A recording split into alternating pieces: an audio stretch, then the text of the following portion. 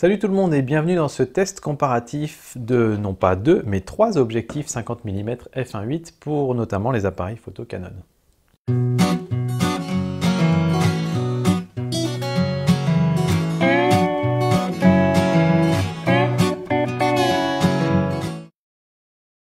Alors aujourd'hui on va comparer le Yongnuo 50 mm f1.8, le Canon 50 mm f1.8 version 2 qui est actuellement monté sur l'appareil photo là-bas et qui est en train de me filmer, et le tout nouveau Canon 50 mm f1.8 STM.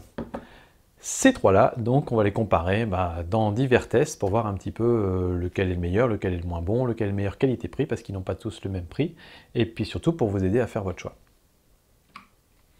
Alors, quand on parle d'objectifs 50 mm f1.8, on va s'intéresser surtout au bokeh, au flou d'arrière-plan, parce que c'est un petit peu pour ça qu'on les achète, pour faire des photos avec un beau flou derrière son sujet, avoir un aspect un petit peu professionnel à ses photos. Et donc, c'est un petit peu l'intérêt de ces petites optiques qui coûtent pas cher, c'est qu'on peut s'y mettre pour vraiment un petit prix. Donc on va regarder un petit peu, comparer entre ces trois objectifs, voir s'il y a des différences de bokeh et voir un petit peu si c'est acceptable ou non pour vous, si ça reste dans votre gamme. Comparons donc le bokeh entre ces trois objectifs. Alors, on a ici le 50 mm f1.8 version 2 de chez Canon, et ici le Yongnuo 50 mm, et on voit que le bokeh est assez différent. On a même l'impression que le flou est moins prononcé sur le Yongnuo que sur le Canon. C'est assez flagrant dans cette comparaison. Et si on prend le 50 mm STM à f1.8, on voit qu'il est à peu près aussi flou que le Canon original, mais plus contrasté. On a l'impression de voir plus de contraste. Alors que dans le Yongnuo, il y a par contre plus de détails, comme s'il y avait des traits qui étaient dessinés dessus. Donc je pense que de tout cela, sur ces photos-là en tout cas, celui du 50 mm original a l'air plus joli. Et ensuite c'est entre le STM et le Yongnuo, on va comparer ça. Donc on a ici le STM à gauche et le Yongnuo à droite. Et clairement, c'est plus joli sur le STM, c'est beaucoup plus lissé, beaucoup plus doux, alors que là, c'est beaucoup plus dur, il y a vraiment on dirait qu'il y a des traits dessus.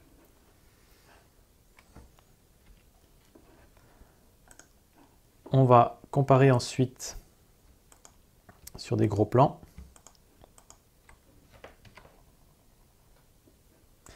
Et là, on voit donc le Canon ici a des dessins assez prononcés en arrière-plan. Il y a encore une fois des traits assez disgracieux qui sont beaucoup plus présents encore une fois sur le Yongnuo, même ici dans la partie gauche, alors que c'est beaucoup plus lisse et beaucoup plus doux dans la partie gauche sur le Canon. Donc ça c'est un petit peu dommage parce que ça va détériorer un petit peu l'arrière-plan de nos photos. Et si on regarde le STM, alors celui-ci, c'est beaucoup moins présent, on les voit ici. Alors il faut essayer de s'imaginer de se le remettre à l'échelle dans son esprit. Mais même si on remet à l'échelle, on voit que ces détails-là sont beaucoup moins accentués que sur le 50 mm f1.8 version 2, et a fortiori encore beaucoup moins que sur le Yongnuo. On va regarder maintenant les billes de bokeh, les fameuses bokeh balls. Cette fois-ci, on va comparer à taille égale parce que le Canon 50 mm f1.8 STM, puisqu'il peut faire la mise au point plus proche, on peut avoir des billes de bokeh plus grandes que chez les autres. Donc pour comparer à armes égales, on va comparer avec la même taille de bokeh balls et non pas avec la taille maximale. Et donc si on les compare à ouverture f1.8, on constate que les bokeh balls sont très belle, honnêtement, pour les trois appareils, les trois objectifs, c'est très joli, on a des belles formes bien rondes quand on est à f1.8. Donc ce qui va nous intéresser, c'est de descendre un petit peu, alors on va les comparer à f4, ce qui donnera un petit peu le même effet que si vous le prenez, alors attendez, c'est plutôt comme ceci. Si vous le prenez à f4, ça va peut-être vous donner le même effet que si vous prenez à f1.8, mais en étant plus éloigné de votre sujet par exemple. Donc là, on voit clairement que le 50 mm f1.8 version 2 de chez Canon est désavantagé par ces 5 lamelles. On voit cette forme c'est pas très joli, ça fait pas très propre. Alors que sur le Yongnuo, on a une belle forme quasiment ronde. Donc on va éliminer tout de suite le 50 mm de chez Canon, la version 2. Et là, on peut bien voir la différence entre celui du STM et celui du Yongnuo. Et si on zoome un petit peu ici, on voit clairement que celui du STM est quand même plus joli, plus propre, même s'il y a un liseré un peu plus prononcé, mais il est beaucoup plus rond que celui du Yongnuo, même s'ils ont le même nombre de lamelles. Donc ma préférence va au 50 mm f1.8 STM de chez Canon. Voilà, comme vous avez pu voir, les bokeh sont globalement assez similaires, avec un petit moins quand même pour le Yongnuo qui a pas mal de texture dans son bokeh, même quand on a un arrière-plan très très loin, même quand on est à pleine ouverture, on voit un petit peu de texture dedans.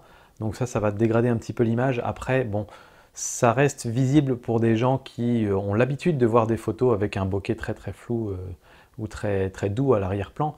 Si vous montrez, si c'est pour des photos, pour montrer à des personnes qui ne sont pas photographes, elles vont difficilement voir la différence entre ces différentes photos, d'autant qu'elles n'auront pas un comparatif devant les yeux. Maintenant, si c'est quelque chose qui est important pour vous, le bokeh, je vous conseille plutôt le STM qui a le plus beau bokeh des trois, le Canon f1.8 version 2 est un petit peu au milieu de tout ça. Pour ce qui est par contre des billes de bokeh, là je vous conseille vraiment l'un de ces deux-là, les deux sont vraiment très très bien, et notamment parce qu'ils ont 7 lamelles, et donc ça va permettre du coup, quand on va fermer un petit peu le diaphragme, d'avoir de garder une forme assez ronde, alors que sur le Canon 50 mm f1.8 version 2, on n'a que 5 lamelles, et donc du coup ça fait très vite une forme de pentagone qui n'est pas très très jolie. Le système d'autofocus et la basse lumière, ben on va regarder tout de suite les systèmes d'autofocus pour voir un petit peu leur vitesse et voir quel bruit ils font.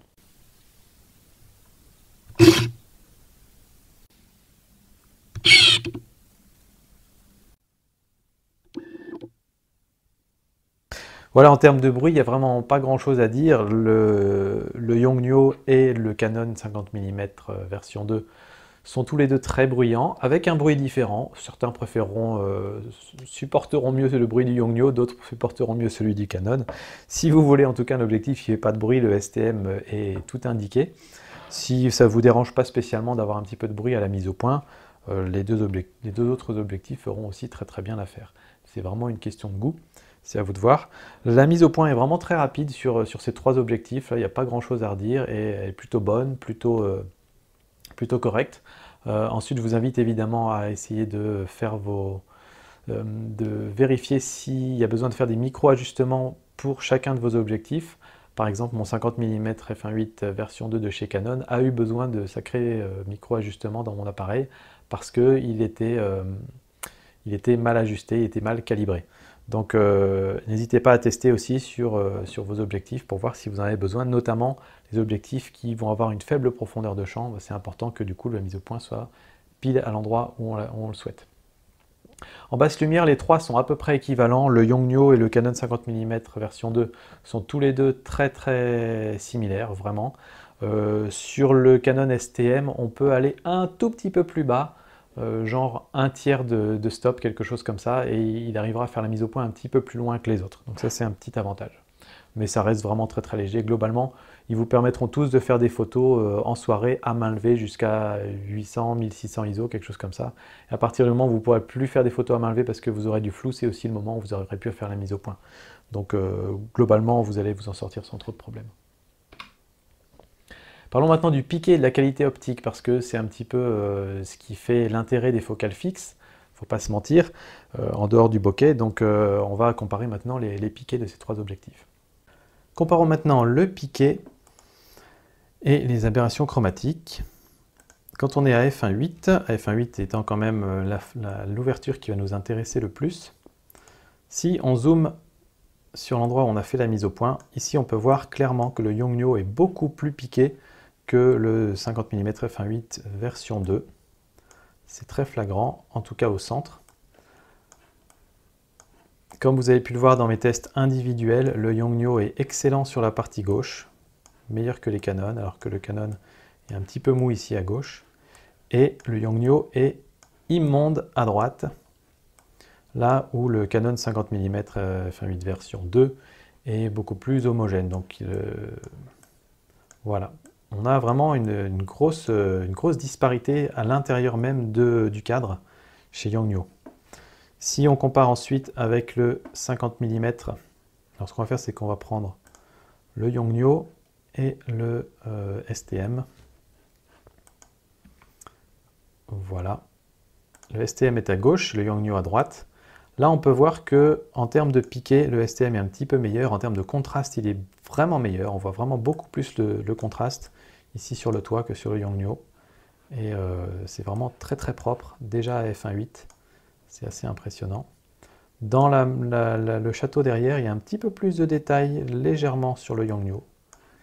Comme on avait vu à gauche ici, le Yongnuo est meilleur ici. En fait, c'est un petit peu comme si le vert de l'objectif était un petit peu décalé. C'est étrange. Et ici, évidemment, le STM est bien meilleur. On va ensuite aller voir à f4 qui était le... Oh, voyons aussi à f2.8, ce sera intéressant. Donc à f2.8, on a donc le 50 mm f1.8 version 2 à gauche, le Yongnuo à droite, et ici le Canon version 2 semble un poil plus piqué, mais c'est vraiment une question de chipotage, c'est très similaire, c'est vraiment très très similaire au centre. Et le STM, lui, est clairement beaucoup plus piqué. C'est vraiment flagrant. Il est excellent. Vraiment, c'est impressionnant. À l'arrière-plan, par contre, le Canon est flou, assez flou, alors que le Yongnuo est très net. Et le STM est bien aussi. Ici, sur la gauche, le Canon pas terrible, le Yongnuo très bien, et le Canon STM plutôt bon. Et à droite, ici, le STM excellent, le Canon original moyen, et le Yongnuo très mauvais. On va ensuite aller voir AF4, qui est à peu près l'ouverture où on a le meilleur piqué.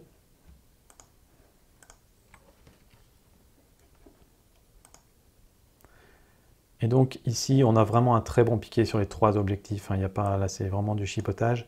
Il est légèrement meilleur sur le 50 mm f1.8 version 2 par rapport au Yongnuo.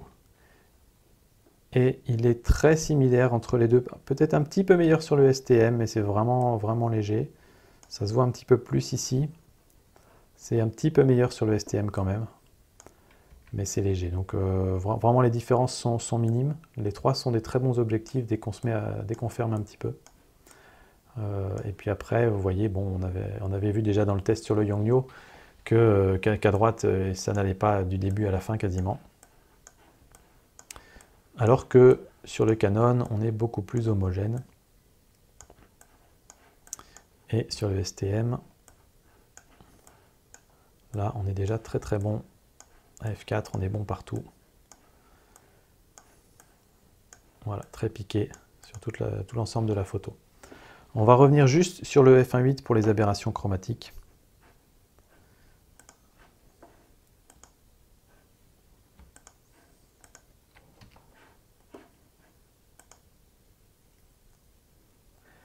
Et là, donc, on peut voir, alors c'est un petit peu difficile si on les voit bien quand même, on peut voir que sur le Canon f1.8 version 2, elles sont très limitées quand même, alors que sur le Yongnuo, elles sont très présentes, et sur le STM, elles sont très présentes également. Je dirais qu'elles sont à peu près autant présentes sur le STM que sur le Yongnuo. Et là, pour le coup, la version 50 mm originale est meilleure que les deux autres. Voilà, comme vous avez pu voir, il y a vraiment des grosses différences entre ces différents objectifs et quelques surprises aussi. Première surprise, j'étais extrêmement surpris de voir que le 50 mm f1.8 version 2 de chez Canon avait un piqué très mou et vraiment limite à grande ouverture, à f1.8, quasiment jusqu'à f2.8. Je ne m'y attendais pas, très honnêtement. Donc c'est un petit peu dommage parce que ça enlève beaucoup de l'intérêt d'acheter ce type d'optique vu qu'on va souvent les utiliser à grande ouverture. Si vous pensez plutôt les utiliser à des ouvertures plus petites, à ce moment-là, c'est une bonne option parce que pour le reste, il est vraiment très bon, piqué partout, assez homogène sur l'ensemble de l'image. Mais à f1.8, c'est vraiment le plus mauvais des trois, aucun doute là-dessus. Le Yongnuo, lui, vous avez pu voir, il est vraiment très très hétérogène sur l'ensemble de l'image. Je ne sais pas si c'est dû à une mauvaise série ou si c'est vraiment ce modèle-là qui ne fonctionne pas. Mais même si c'était une mauvaise série, voilà, c'est quelque chose qui est bon à savoir, que voilà, on n'est pas garanti avec Yongnuo avec Yongnuo, d'avoir quelque chose de très homogène partout. Je dis peut-être des bêtises, mais je ne pense pas que Canon aurait laissé passer une série de ce type-là, à moins que ce soit uniquement ce modèle-là qui soit abîmé. Je ne sais pas trop. Voilà. Mais en tout cas, j'ai trouvé ça vraiment assez énorme comme différence, d'avoir un côté extrêmement piqué, extrêmement net, et l'autre extrêmement flou. C'était vraiment vraiment une différence très très grande. En dehors de ça, en termes de piqué pur, et si on regarde que au centre de l'image, le piqué est très très bon, vraiment pas mal. Et à f1.8, il est vraiment déjà très bien, en tout cas beaucoup mieux que le Canon f1.8 version 2. Quant au tout petit nouveau STM, là pour le coup, il n'y a vraiment rien à dire. C'est très difficile de trouver une critique à faire. Il a énormément de contraste, un piqué excellent dès f1.8 jusqu'à f8 sur l'ensemble de l'image. Très homogène, c'est vraiment, vraiment une belle petite bête. Seule petite chose, il y a des petites aberrations chromatiques. Ça se corrige, voilà, à vous de voir si selon le type de photo que vous faites, vous êtes souvent exposé à ce problème-là ou non. Pour petit rappel, les aberrations chromatiques vont se présenter souvent quand on a un fort contraste, si on va avoir un objet foncé sur un fond clair par exemple. Là, on va pouvoir voir des aberrations chromatiques, mais dans le reste des cas, en général, on ne le voit pas. Et ça se présente souvent aux grandes ouvertures, à f1.8 en particulier. Donc voilà, en termes d'aberration chromatique, le Canon 50 mm f1.8 version 2 est celui qui en a le moins, les deux autres étant assez touchés quand même par ce phénomène. Au niveau de l'ergonomie et du bruit, eh ben, pour le plaisir, on va réécouter le bruit de ces trois objectifs pendant qu'ils font la mise au point.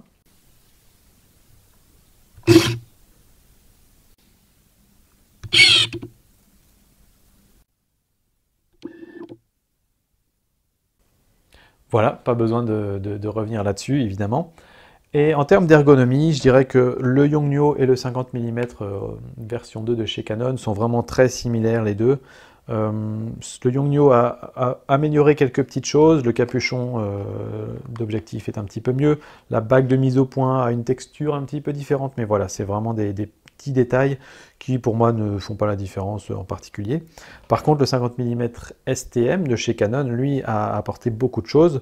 Il a une mise au point électronique, on va dire, à l'intérieur, donc c'est pas mécanique. Donc ça, on aime ou on n'aime pas, mais je pense qu'il va falloir s'y faire parce que c'est probablement la technologie de demain, je pense. On a ici un capuchon qui est très sympa, et puis une bague en métal, une qualité de fabrication qui est supérieure, il est aussi plus lourd que les autres, il fait beaucoup moins plastique, il a une finition plus mate, enfin voilà. Plein de petits détails qui font que quand on le voit, on se dit qu'il a quand même de la gueule et que honnêtement, on n'aurait pas honte de sortir avec cet appareil-là, même devant des clients. Donc voilà, niveau ergonomie, celui-ci a vraiment fait un bond en avant. Les deux autres, ils marchent très bien pour leur prix et pour ce que c'est. Et voilà. En termes de mise au point minimale, on a vraiment deux catégories. On a le Yongnuo et le Canon encore, c'est vraiment la copie l'un de l'autre, qui font la mise au point à 45 cm, qui permettent d'arriver déjà dans le domaine de la proxy photographie, et celui-là qui fait une mise au point jusqu'à 35 cm, donc qui permet de se rapprocher encore plus, quasiment 30% de plus, si mes calculs sont à peu près bons. Et donc l'air de rien, ça permet de mieux grossir, surtout qu'avec le piqué qu'il a, on peut se permettre de ensuite recadrer la photo encore plus qu'avec les autres. Et donc voilà, ça permet de, si vous faites beaucoup de photos de petits détails, de petits objets, encore une fois celui-là va être un petit peu meilleur. Si vous faites beaucoup de photos de petits objets à f1.8, prenez plutôt le Yongnuo parce que à f1.8 il aura quand même pas mal de piqué qui vous permettra de recadrer encore la photo.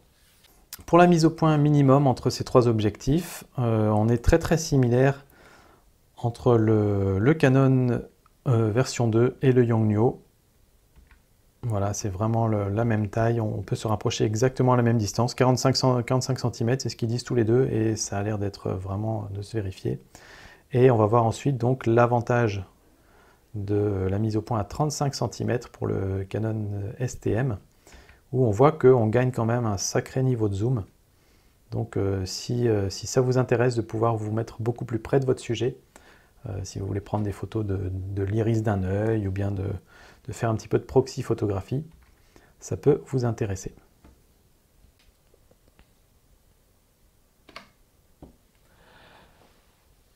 La focale et la luminosité. Pourquoi j'ai mis ça? Parce que je voulais tester un petit peu pour voir s'ils avaient tous exactement la même focale. Alors je suis pas équipé pour pouvoir vous dire celui-ci a une focale de 52 mm, celui-là de 44 mm, mais je les ai comparés les uns avec les autres, et donc voilà le résultat. Alors prenons par exemple, reprenons cette photo-là, prise à f4, et nous allons les comparer comme ceci. Donc celle-là, ça a été prise avec le Canon 50 mm f1.8 version 2, le Yongnuo 50 mm f1.8 et le Canon 50 mm f1.8 STM. Et vous voyez que le Yongnuo dézoome légèrement, c'est-à-dire qu'il va avoir une focale un tout petit peu plus courte que les deux autres, parce que les deux autres sont vraiment très similaires. Là, il y a un léger décalage. Mais là, on voit clairement que l'angle est un petit peu plus ouvert sur le Yongnuo. Ça doit être l'histoire de 1 ou 2 degrés probablement. Mais voilà, pour ceux que ça intéresse, l'angle n'est pas exactement le même. Ensuite, on va regarder la luminosité. Donc pour ça, on va ouvrir cette partie-là pour voir l'histogramme. Donc on a ici l'histogramme du Canon 50 mm f1.8 version 2. Ici celle du Yongnuo. Et on voit que c'est plus sombre, avec exactement les mêmes paramètres. Et ensuite celle du Canon STM, qui est vraiment très similaire, voire un tout petit peu plus clair par rapport au Canon 50 mm f1.8 version 2. Les deux Canons sont vraiment similaires. Par contre, on voit clairement que le Yongnuo est un ton en dessous. Et on va essayer de déterminer de combien il est inférieur.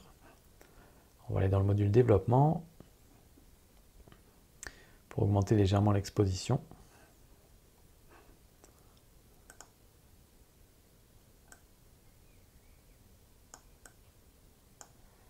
Par exemple,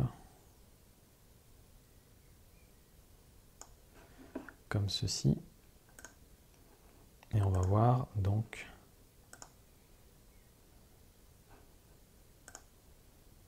voilà, là on est vraiment similaire entre les deux.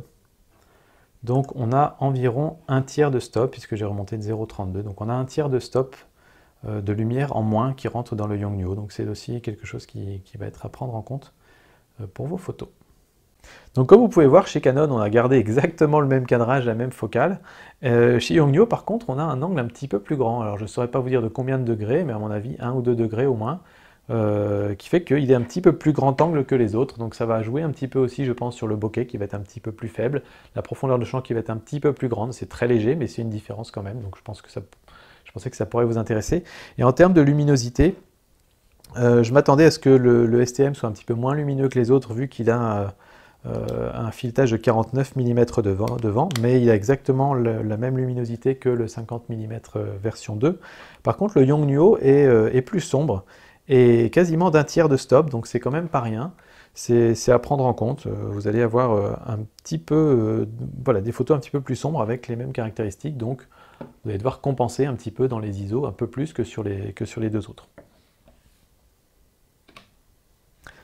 Pour la vidéo, alors ça reste 3 objectifs qui sont très sympas parce que ça coûte vraiment pas cher pour avoir une très bonne qualité d'image. Sur le 50 mm version 2 de chez Canon, vous aurez une très bonne qualité d'image si vous passez à f2.8 et au-delà. Si vous essayez d'aller vers un f1.8, vous allez avoir un problème. Sur le Yongnuo, vous allez avoir une bonne qualité d'image sur le centre de votre image, mais là, à partir de f1.8 et vraiment sur toute la plage. Et sur celui-là, vous aurez une bonne qualité d'image partout, à toutes les ouvertures. Donc voilà. Maintenant, pour la vidéo, une des choses qui peut être importante, c'est aussi la mise au point. Si vous utilisez l'autofocus, le Yongnuo et le Canon vont faire du bruit. Donc si vous enregistrez le son à l'intérieur de l'appareil photo, ça va vraiment s'entendre, ça va être assez gênant. Si vous utilisez l'autofocus toujours, vous avez pu voir que l'autofocus était plus lent avec ces deux objectifs-là. Donc pour suivre un sujet, par exemple, il va peut-être avoir plus de mal. Petite chose aussi que je n'ai pas précisé dans le test du Yongnuo, si jamais vous avez déjà regardé le test, celui-ci a à plusieurs reprises à bloquer en faisant l'autofocus en vidéo, c'est-à-dire que je fais l'autofocus, il fait son bruit habituel et il se bloque en faisant tac tac tac tac tac tac tac tac tac tac tac tac tac. Et j'ai pas trouvé ça sur les autres objectifs, donc c'est quelque chose qui est un petit peu gênant. Voilà, c'est à savoir. Il bloque par moment et il se coince. Donc évidemment pour la vidéo, si vraiment vous êtes à fond dans la vidéo, si pour vous le son, la qualité de la mise au point, etc. est importante, le Canon 50 mm STM a 18 longueurs d'avance sur les deux autres, ça c'est clair. Et même quand on fait la mise au point manuelle, puisque vous avez vu que sur ces deux objectifs-là, la bague de mise au point, elle est très très courte. On n'a même pas un quart de tour, alors que sur celle-là, la bague de mise au point est beaucoup plus grande, on a beaucoup plus de contrôle, et on peut vraiment ajuster beaucoup plus finement avec cet objectif-là en mise au point manuelle.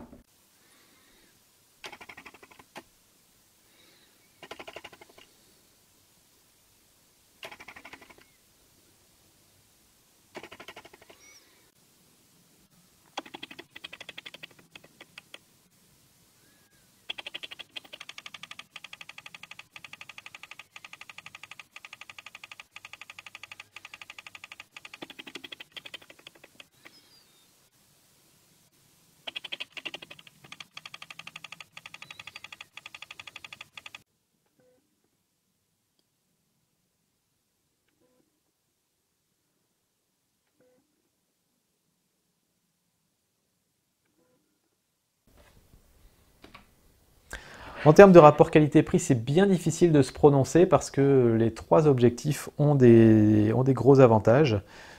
Ça reste finalement des objectifs abordables, pas très chers. On va de 60 à 130 euros.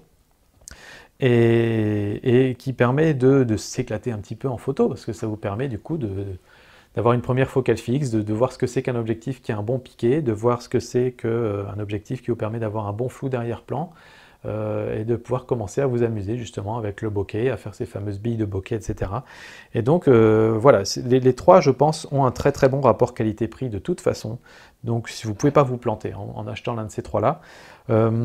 Maintenant, vous allez avoir des exigences différentes avec l'un ou l'autre. C'est-à-dire que si vous allez acheter par exemple le Yongnuo, vous allez sûrement pouvoir vous amuser beaucoup. C'est vraiment l'objectif pour mettre le pied dans les focales fixes, mettre le pied dans les objectifs à grande ouverture et tester des trucs, s'amuser et voir un petit peu ce que ça donne. Si vous comptez faire du travail professionnel avec cet objectif-là, vous allez vite avoir des limitations en termes de piqué, en termes de, voilà, ou en termes de bruit. Ça va vite vous gêner dans votre progression. Par contre, pour s'amuser, il est vraiment très très bien. Le 50 mm f1.8, lui, reste une bonne référence parce que finalement, son prix baisse maintenant, vu que son remplaçant arrive et que le Yongnuo vient lui faire concurrence. Donc actuellement à 90 euros, ça reste une très bonne affaire parce qu'il est assez homogène et si on évite la partie à f1.8 où là le piqué vraiment laisse un petit peu à désirer, pour le reste, il est vraiment très très bon. Et donc ça reste quand même une référence. Donc voilà, il est un petit peu meilleur que le Yongnuo, je dirais globalement, si on écarte le f1.8, mais par contre il est un petit peu plus cher. Donc voilà, vous échangez l'homogénéité contre un peu d'euros. Et celui-ci qui lui est un petit peu plus cher encore, à 130 euros, donc quand même plus du double que le prix du Yongnuo, mais par contre il a tout pour lui. Il a vraiment un piqué extraordinaire, une mise au point super rapide, parfait pour la vidéo. Voilà, vraiment très difficile de lui trouver des défauts. Il y a vraiment cette mise au point avec assistance électronique qui peut dérouter un petit peu au départ, mais je vous dis qu'elle est très précise. Les aberrations chromatiques qui peuvent en gêner certains, et en dehors de ça, il est vraiment impeccable. Donc ça reste un excellent objectif pour un petit prix finalement, parce que 130 euros, ça reste pas très cher. Voilà, c'est la fin de ce comparatif. J'espère que ça vous aura plu, que vous aurez appris plein de choses. Si ça vous a plu, n'hésitez pas à aller voir le test de ces trois objectifs que j'ai déjà postés. Donc je vous mets les vidéos ici, vous n'avez qu'à cliquer dessus pour accéder à ces tests. Et puis si vous voulez voir d'autres vidéos de ce type-là, je vous invite déjà à mettre un pouce pour m'encourager et me faire comprendre que oui, on aime bien ce type de vidéo, on aimerait bien en voir d'autres. Et puis à vous abonner à la chaîne si vous n'êtes pas déjà abonné, comme ça vous serez mise à jour régulièrement. Et quand vous vous abonnez, cliquez sur m'avertir par email, comme ça vous recevez un petit email à chaque fois que je publie une vidéo, et puis comme ça vous en ratez aucune. Et puis là-dessus, moi je vous dis à très bientôt. Allez, ciao!